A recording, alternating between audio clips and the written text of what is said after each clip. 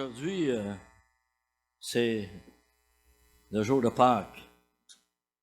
Il y a deux Pâques dans la Bible, hein? En fait, il y en a juste une dans la Bible, une Pâque. L'autre, c'est venu après. La Pâque dans l'Ancien Testament, qui est différent, hein? Différent. Ça, c'est la sortie du peuple d'Israël hors d'Égypte, qui avait été dans l'esclavage, à faire de la brique, hein? Mais il y a bien sûr ce lien qui se fait entre les deux. Je ne sais pas si vous vous rappelez l'année passée, la Pâque, quand j'ai prêché, c'était la Pâque des Juifs que j'avais parlé. Mais c'est un parallèle quand même, parce que la délivrance du peuple d'Israël hors d'Égypte, c'était comme une nouvelle vie pour eux. Malheureusement, ça a pris du temps avant qu'ils rentrent dans la terre promise, mais ça, c'est de leur faute. C'est un petit peu comme nous, vous savez, on accepte le Seigneur Jésus et le Seigneur veut qu'on vive une vie nouvelle, mais des fois, ça prend du temps pour rentrer dans cette vie que le Seigneur a pour nous. Mais ce que le Seigneur veut, c'est que nous ayons la vie en abondance. Et ce matin,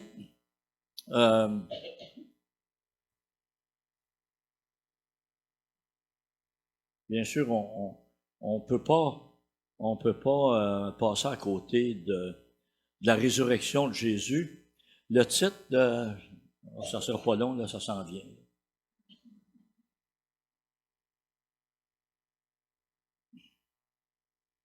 Alors,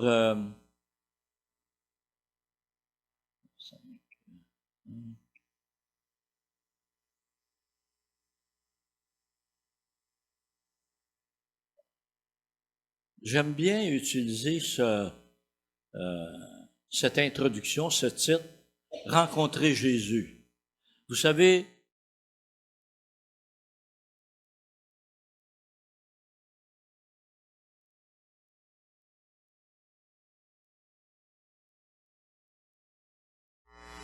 chaque matin, ça se renouvelle, hein? Rencontrer Jésus, la vie. Alors, ce matin, le thème en particulier, c'est la vie. Et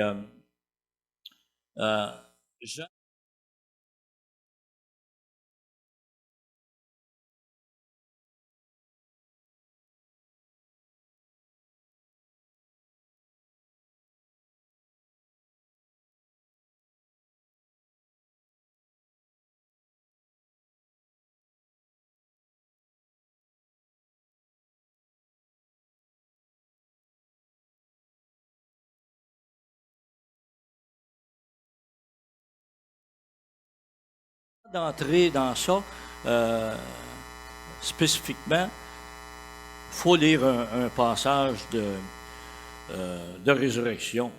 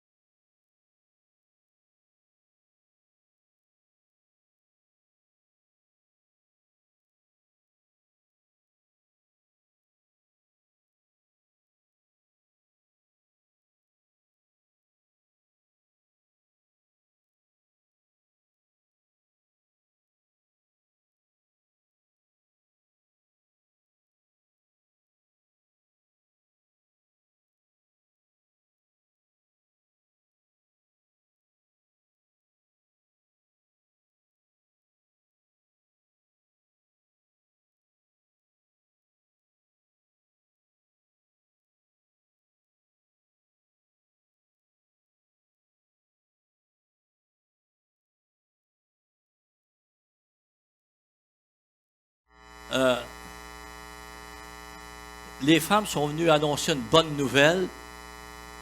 Jésus, il est ressuscité, hein? C'est ça la bonne nouvelle.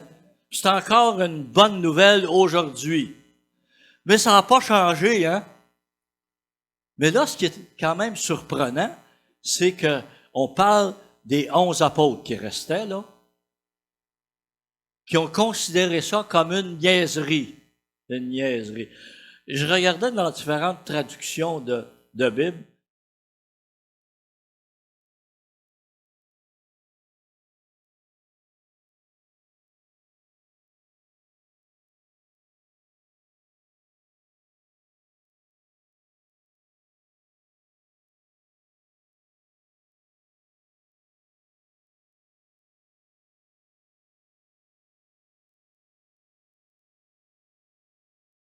Ça.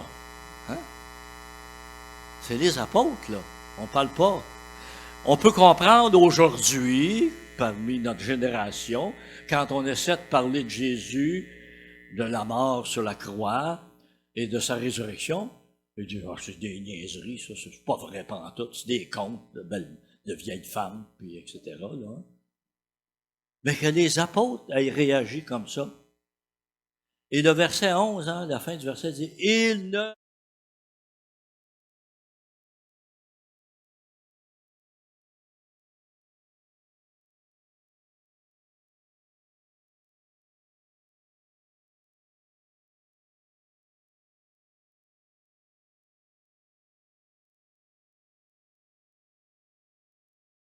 puis entendre Jésus parler de ce qui allait passer, là, sa mort, puis qu'elle allait ressusciter le troisième jour. Il savait tout ça. Jésus leur avait dit d'avance. Puis Pierre avait dit à Jésus, tu as les paroles de la vie éternelle. Hein? Mais quand on vient y annoncer la résurrection, c'est des niaiseries. Hein? C'est un conte. Un conte.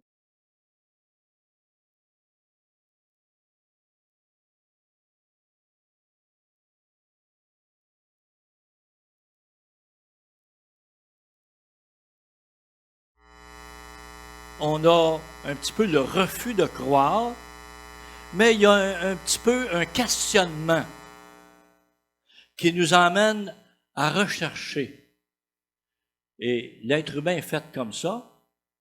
On aime quand même avoir des réponses. Et Pierre, lui, c'est un... Tu sais, il réagissait là, aux situations. Alors, il a réfléchi, il dit, ah, je vais aller voir pour moi-même. Hein? Ça, c'est bon, ça. Ça me fait penser à quand Paul a fait l'évangélisation, puis son œuvre de missionnaire, puis il est arrivé à une place, puis ça me dit que les gens de Bérée, ils cherchaient voir dans les Écritures. Alors, j'espère que ce matin, vous n'en retournerez pas chez vous avec, puis on oublie tout ça, là. Les voir. Non, faites des recherches. Allez plus loin dans les Écritures. Vous savez, après le message de Pierre Riendeau, ça se finit pas là, là. Non, non. C'est une introduction. Ce matin, je veux juste partager quelques pensées sur la vie. Alors, là, on va aller un peu plus loin. On va laisser le texte de la résurrection, malgré que ça tourne tout autour de ça. Hein, la résurrection, c'est la vie. Hein?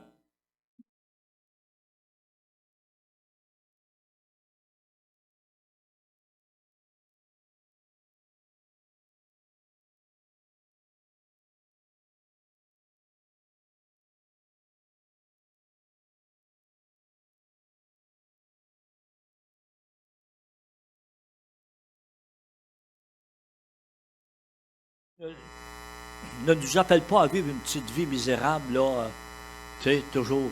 Non, il veut qu'on ait la vie en abondance. Bien sûr, il est question de vie spirituelle en particulier, mais je pense que même la vie physique, ça vient de lui, là. Ça vient de lui. Moi, je remercie le Seigneur. Euh, il m'a donné la vie, il m'a donné la santé, il me donne l'énergie qui s'en va en diminuant, en vieillissant, là, quand même, là. Cette semaine, je travaillais fort chez nous parce que je voulais finir une chambre que j'ai commencé à rénover, là, à peu près 10 ans, là. puis qui était resté là. Ma femme est patiente, vous savez. Merci Seigneur, il me connaît, puis il m'a donné une femme qui ça allait avec moi, là, avec une grande patience. Et comme le Seigneur, elle a beaucoup de patience. Le Seigneur, il y en a avec moi aussi. Je sais pas vous, là, mais en tout cas. Fait que là, cette semaine, je voulais finir ça pour la résurrection, pour Pâques. Fait que j'ai travaillé fort, puis j'ai fait ce que j'aime pas faire, de la peinture.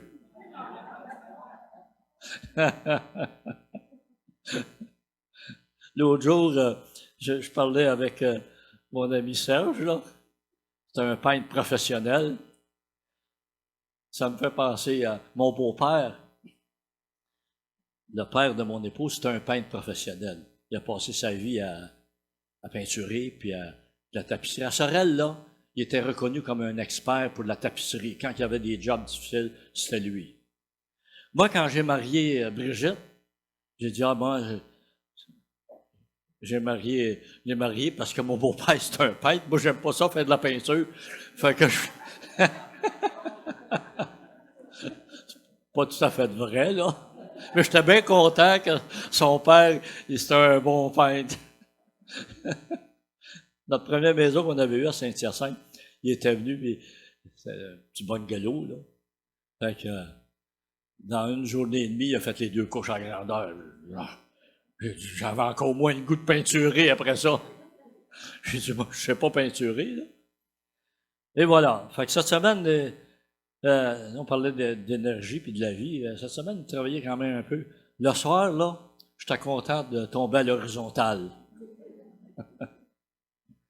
Le voleur ne vient que pour voler, tuer, détruire, mais moi, je suis.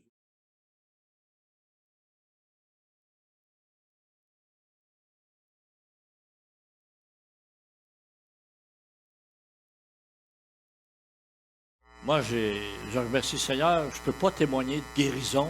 J'ai jamais été malade. Bon, une petite grippe, là, en passant, mais le Seigneur est bon. Puis je me vante pas de ça, c'est l'honneur appartient à Dieu. Rendu à mon âge respectable, là, comme Caleb un peu, là. Hein? Mais on continue. Amen. Hein, Robert? On continue. Mais lui, il est jeune, lui, c'est correct, là.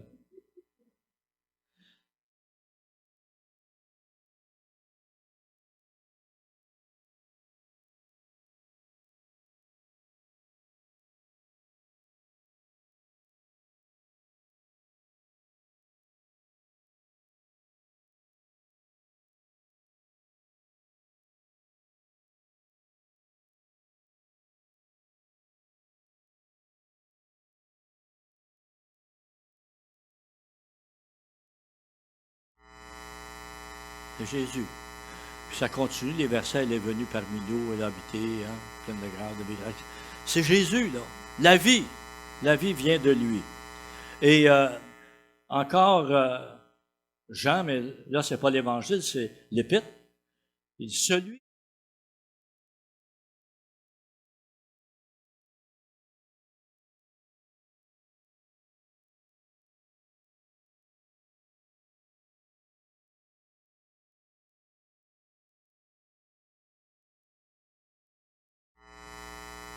Vous acceptez Jésus, le Fils de Dieu, vous avez la vie.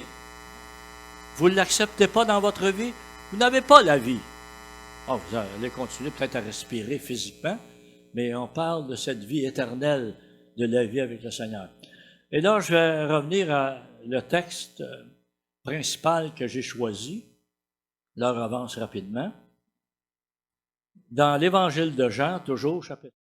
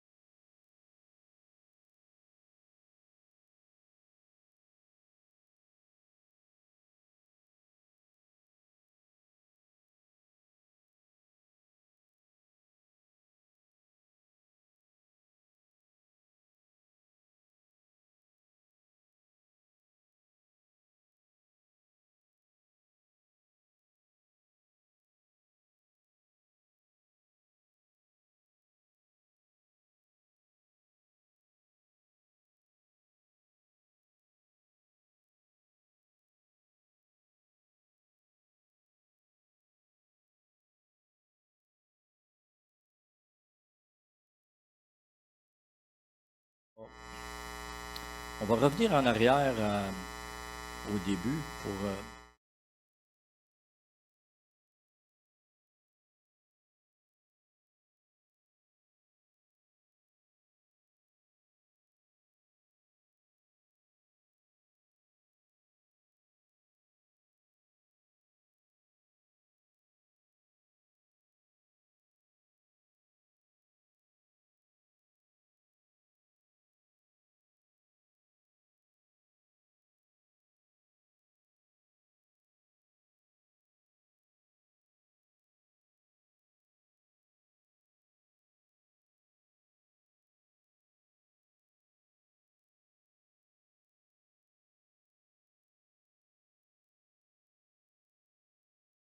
que nous réalisions que Jésus, c'est lui la vie.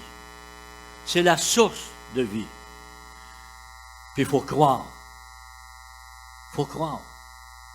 Rappelons-nous ce qu'on a lu, le texte au tout début, les femmes qui étaient allées, après la résurrection, sont allées au sépulcre.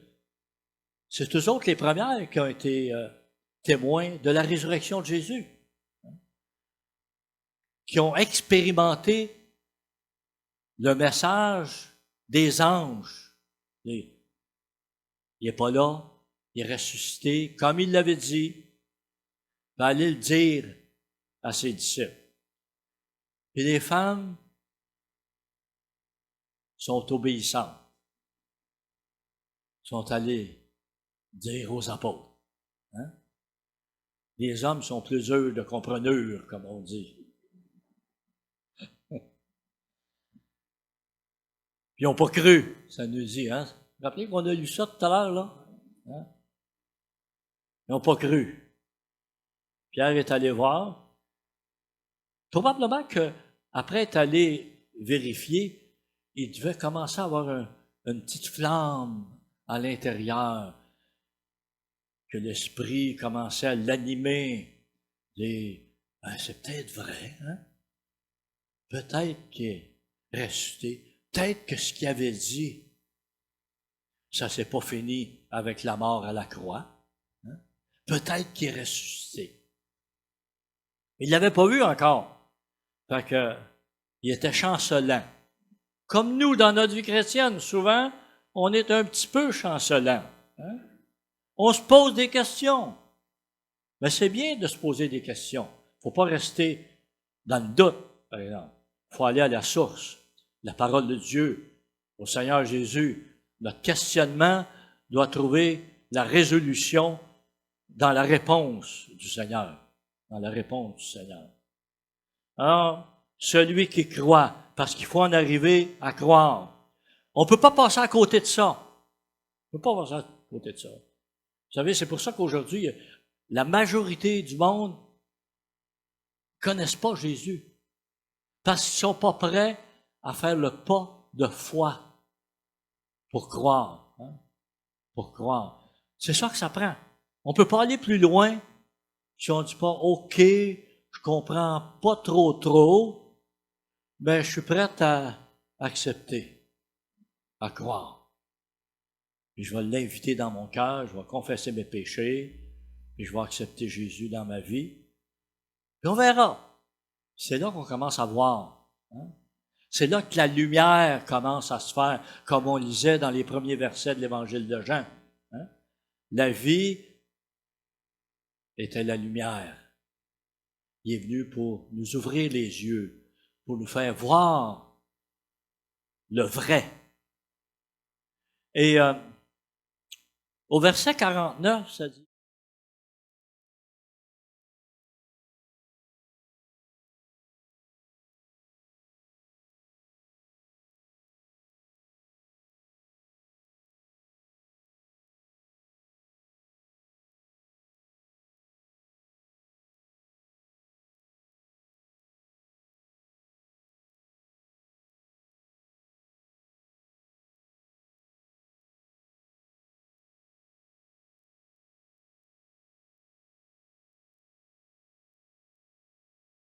prophétisé d'avance que Jésus serait un sujet de controverse. Et c'est ça que ça a été. C'est encore ça aujourd'hui. C'est encore ça aujourd'hui. C'est même ça parmi les croyants, parmi les églises évangéliques. Hein? C'est un sujet de controverse. Pourquoi vous pensez qu'il y a tant d'églises différentes? Parce qu'on ne s'accorde pas. On a toute notre façon de penser. Heureusement, au moins, si on parle des églises évangéliques, on a la même base. Nous sommes pécheurs, nous avons péché, on a besoin d'un sauveur, puis on a besoin de confesser notre besoin à Jésus, notre sauveur, puis l'inviter dans notre vie, puis accepter le pardon qui vient à travers le sacrifice de la croix, par son sang versé. On le reçoit, on est pardonné, puis on devient un enfant de Dieu, un fils et une fille de Dieu. Pas trop compliqué quand même, ça. Mais c'est dur de s'admettre pécheur, d'admettre qu'on n'est pas capable de se sauver par soi-même, qu'on a besoin de quelqu'un qu'on ne voit même pas. C'est la foi. C'est ça la foi. Paul, il dit dans l'Épître aux Éphésiens, c'est par la grâce que vous êtes sauvés par le moyen de la foi. Cela ne vient pas de vous. C'est le don gratuit de Dieu afin que personne ne se glorifie. Hein? C'est pas par les œuvres. Si quelqu'un mange de ce pain, il vivra éternellement. Le pain, on parle de Jésus. On parle de Jésus.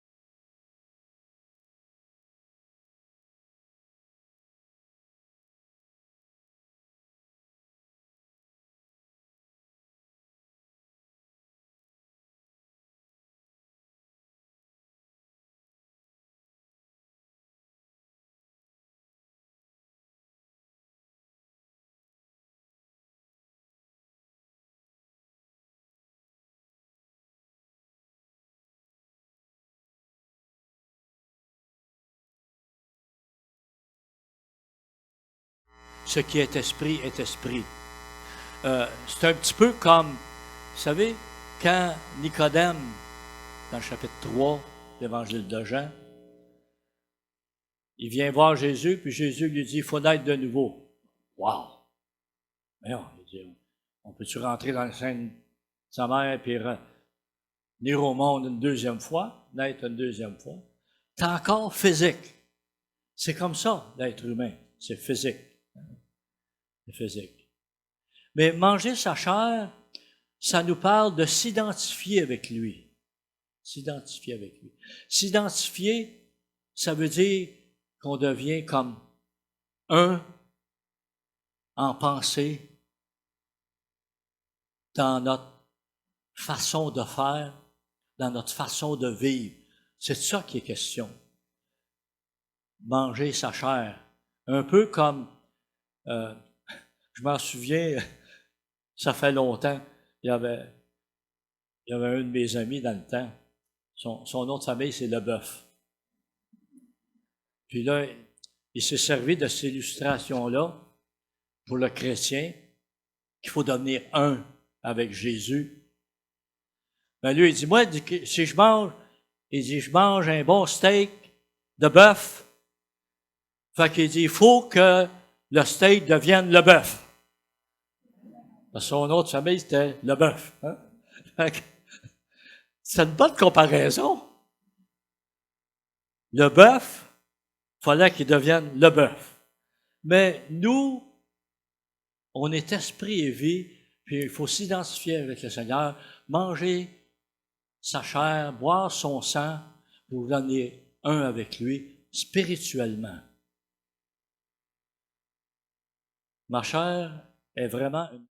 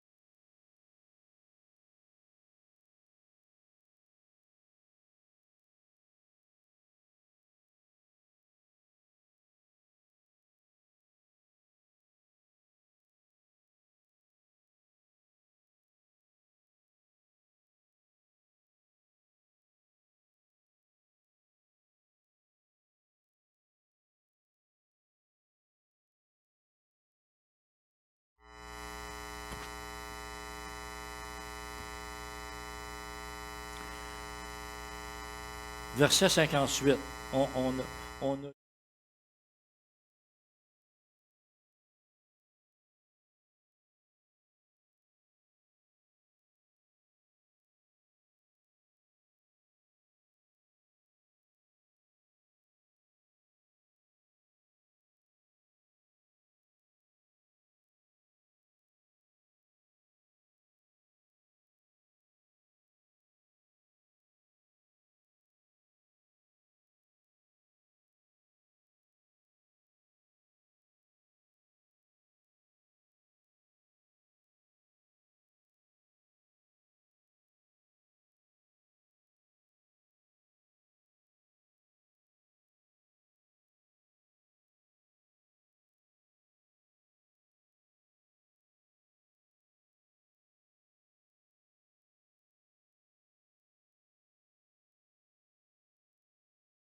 Puis quand on va manger de ça, on va vivre éternellement, pour toujours, jour après jour, encore et encore, plus longtemps.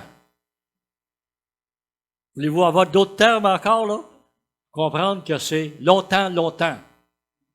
C'est ça, la vie éternelle. C'est tout le temps. Et là, au verset 60,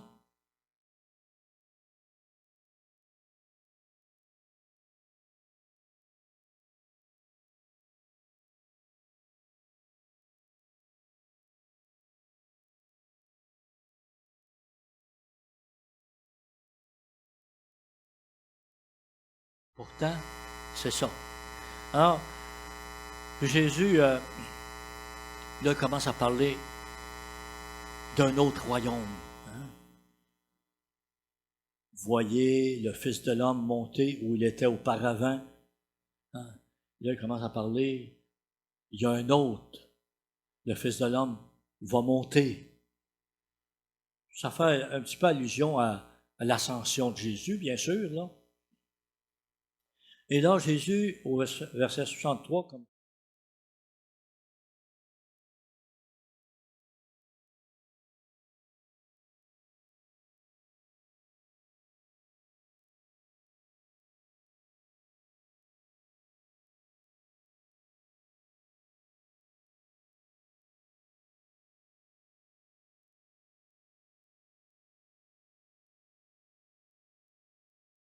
parole,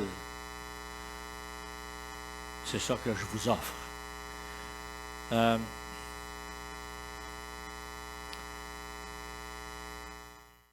verset 66. Dès lors,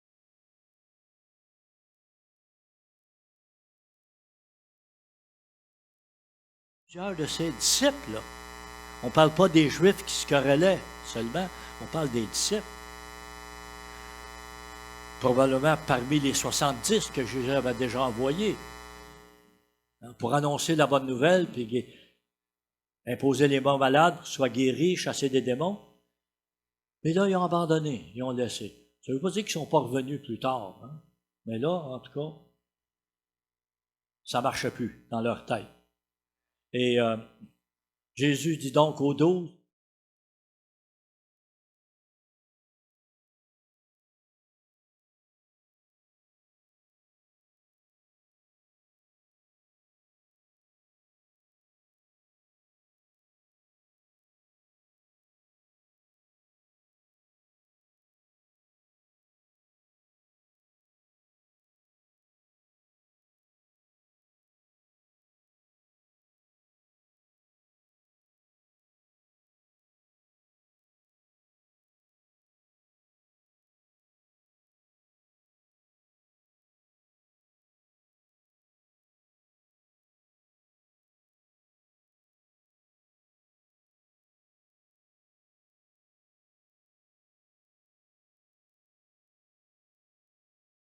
ils avaient vraiment cru au Seigneur Jésus. Et ils avaient connu, ils avaient vu tout ce qu'il avait fait, tous les miracles. Donc, ils pouvaient facilement identifier Jésus, ses paroles, avec Dieu, s'ils connaissaient de Dieu.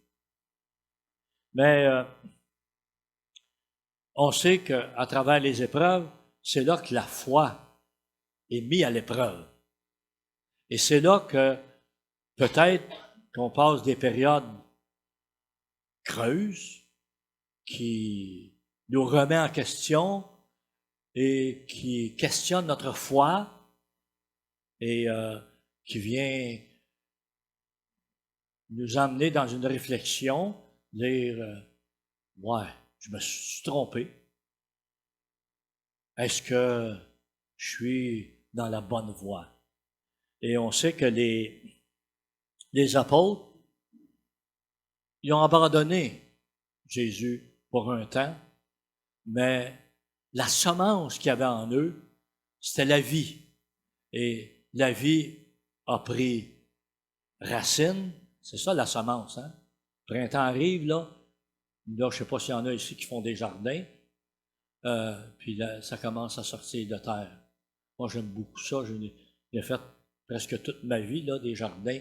Puis à chaque année, c'est toujours, je trouve tout ça merveilleux de voir hein, les petits plants là, qui sortent de terre. Là, je ne parle pas des tomates qu'on plante là, tu sais, les plants de tomates, on les voit déjà, mais des graines, là, que ça a l'air de rien. Je ne sais pas si vous avez déjà semé des graines de carottes, là. Ah, c'est tellement petit. Puis là, tout à coup, ça commence à sortir de terre. Une merveille de Dieu. Alors, c'est un petit peu peut-être comme notre foi, là, des graines de carottes. Dans la Bible, il parle de graines de sénévé, là, mais nous, on connaît plus les graines de carottes comme étant de la petite semence. Ça prend vie, puis on a des carottes. Jésus lui dit, moi, je suis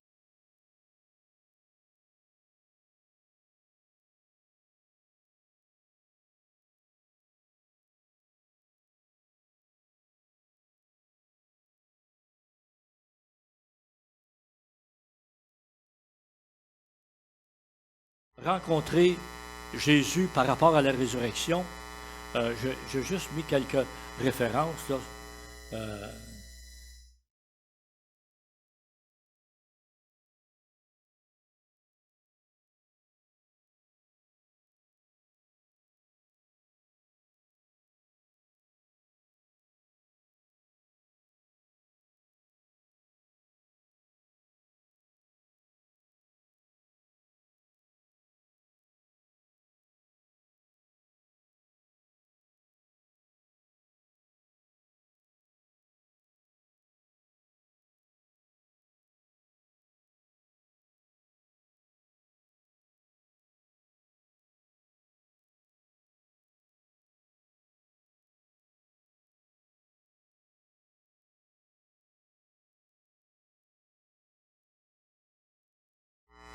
personnellement rencontrer Thomas.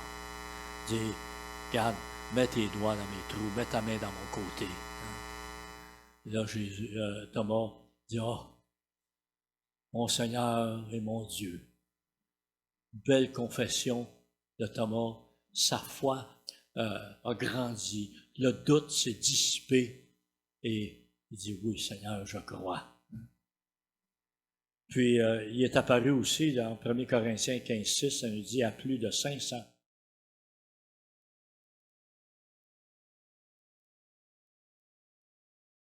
Est documentée, mais elle est surtout une réalité pour nous dans notre vie. Amen.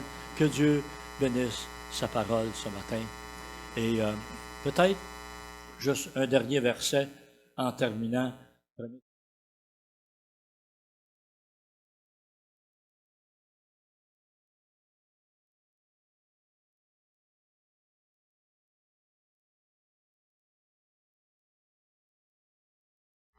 Alléluia. Ça, on l'attend. Hein? Ça, on l'attend. Alléluia. Cette nouvelle résurrection, pour nous, la transformation. Deux petites photos en terminant. La croix que...